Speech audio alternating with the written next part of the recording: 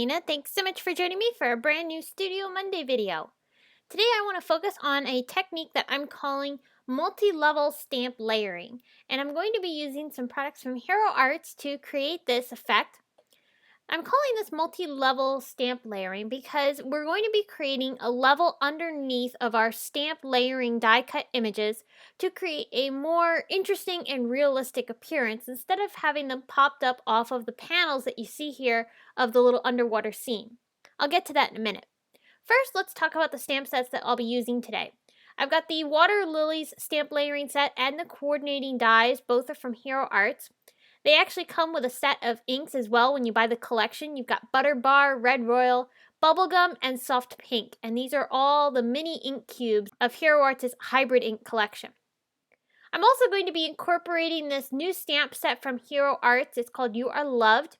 I'm going to be using this for one of the sentiments on my cards. And I wanted to show you because this is a really great stamp set that features a ton of different sentiments that you can use on so many different cards.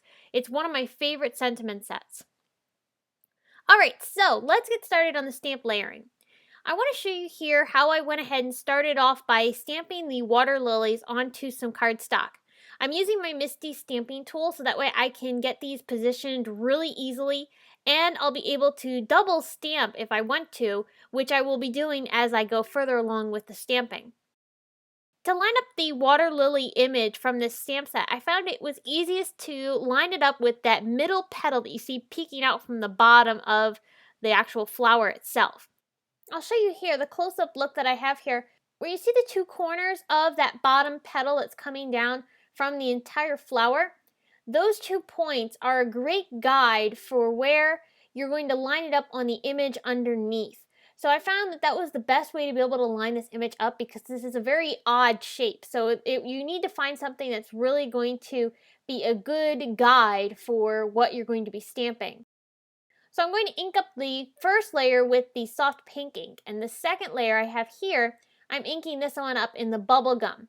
And this is one of the things I love about Hero Arts' mini ink cube sets, is that when they're paired up with some of their stamp layering images, it's a collection that's perfectly designed to coordinate together for the stamp layering images that it goes with. So the pinks and reds here work perfectly for the water lilies, and then of course they also have the yellow for the center of the flower. I used the Red Royal for that final third layer, and then I also brought in, like I said, the Butter Bar, and I'm going to ink that up in the center of the flower. So our flower is completely built. We need other images now to go with our flower. So I actually stamped quite a few of all of these images. I stamped 4 of everything. So that way I could be able to use 2 of everything on each card. And you'll see why in a minute. I'm moving on to stamping the large lily pads. For the lily pads, I used a combination of lime green, green apple, and pine, and I mixed and matched them depending on what lily pad I was trying to stamp. For the smaller ones, there's only 2 layers, so in some cases I would stamp the lime green and the green apple, and then in other cases I would stamp the green apple with the pine for the smaller water lilies. For the closed water lily that you see here, I'm stamping this one in purple. I'm going to be using a few purple shades. One of them is from Simon Says Stamp. The others are from Hero Arts. And for those of you that are really interested in seeing what colors I used for everything, I do have all of that information listed out over at the blog, so make sure you check that out. The link is in the video description or at the end of this video. So I'll continue stamping all of these images until I have, like I said, 4 of everything, and I stamped them on a few different pieces of paper. I'm now taking the dies and putting them into my Big Shot machine with some micro pour tape, and I'm going to run them through so that I can cut out all these images. And you can see that, of course, just like any die, these cut out perfectly with a nice white outline around them. If you want to get rid of the white outline, you could definitely fussy cut these, but I like the white die cut outline. I think it just looks nice.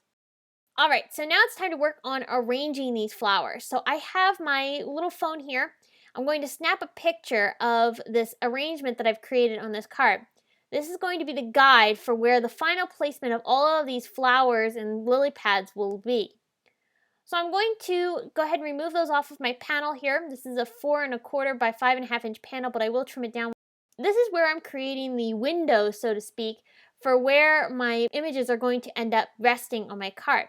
So instead of creating a full panel that'll have the water background on it, and then popping up the images off of that panel. Instead, I'm going to take the images, first inlay them into this arrangement that I'm creating, following the guide that I have on my phone. I'm going to use that as the inlay area for the first layer of my stamped images. Then I will add additional images on top of that with foam tape. And this will make sense as we continue to go along. But as you can see, I'm following the guide and creating the negative, so to speak, of where my images will finally rest. So I'm taking a stitched rectangle die here, and I'm going to trim this panel down so it's slightly smaller than an A2 size card. I'm going to attach this to a stencil from Hero Arts. This is a really pretty wave stencil, and I thought it worked really nice for creating the look of water. Since these are water lilies, of course, they end up sitting in water. I'm going to create the water by using a few different Hero Arts dye inks. I'm using an ink blending tool to apply the ink onto the stencil, and I'll continue adding the different colors. I've got Mint Julep, Aegean, and Aquatic. I'm going to be sponging these in kind of a random fashion across this panel, making sure I use a very heavy hand because I want this to be quite intense. I'm also not worried too much about making sure I don't have any little ink sponged areas because these lines are very delicate on the stencil, so they're really not going to show through. If I have an area where I've gotten too heavy and it's noticeable, if like I was doing this on an ink blended background and there was no stenciled pattern, you'd notice it a lot more if you had an area where you applied the sponge too heavy.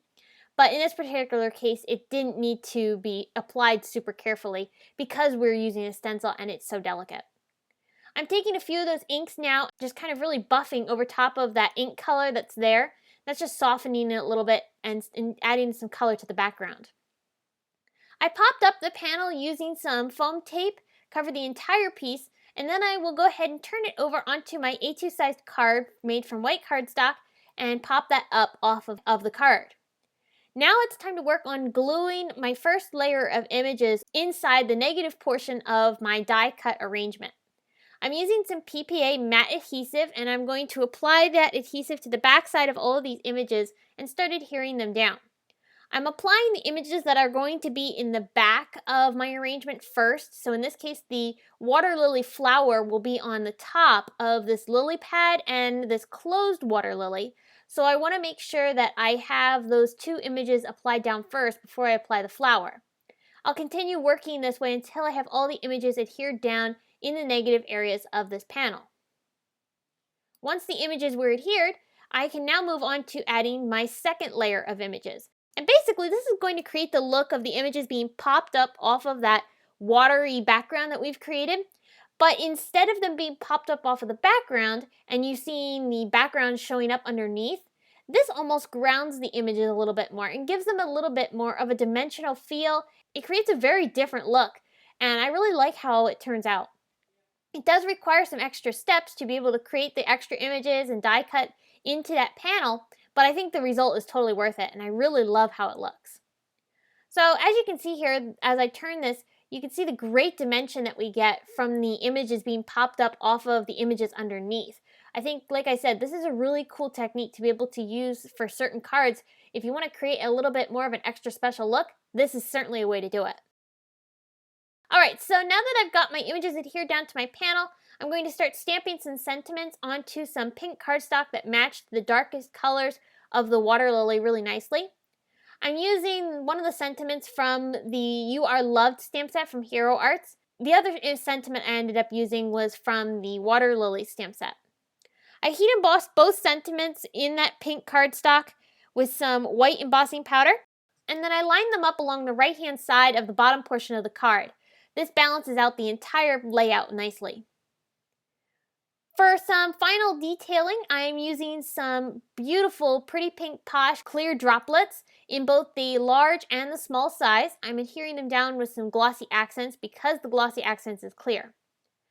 For some smaller dots, I'm using the Glossy Accents bottle itself, and I'm going to just drop a few small drops of the Glossy Accents into the background to act as bubbles. Finally, I'm using a Wink of Stella clear glitter pen and adding some glitter over certain areas of each image.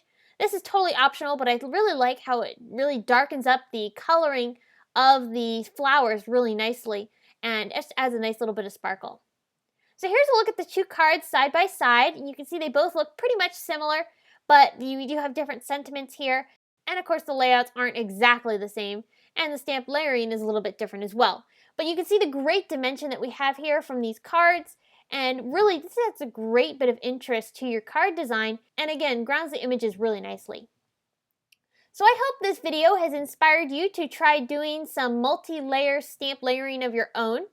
Even if you don't do stamp layering, you could do multi-layer die cutting such as we did here to create some unique dimensional effects to the images on your card. If you liked this video, please give it a big thumbs up and subscribe to our channel for more inspiration. Here are 2 more that you might find interesting. Thanks again for stopping by and spending some time with me. I will see you again soon, and have a fabulous day. Bye!